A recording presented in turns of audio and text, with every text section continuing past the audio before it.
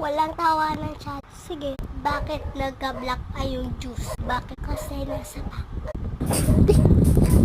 2 hours later. Mami.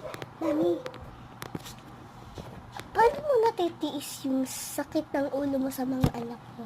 Ay nako, di mo na tinitiis. Kaya tiyagaan mo na lang.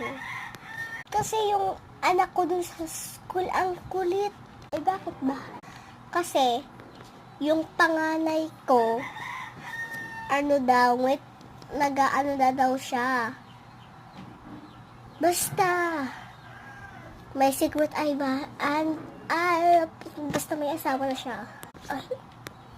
Tas mama, yung bunso ko, buntis raw. Buntis!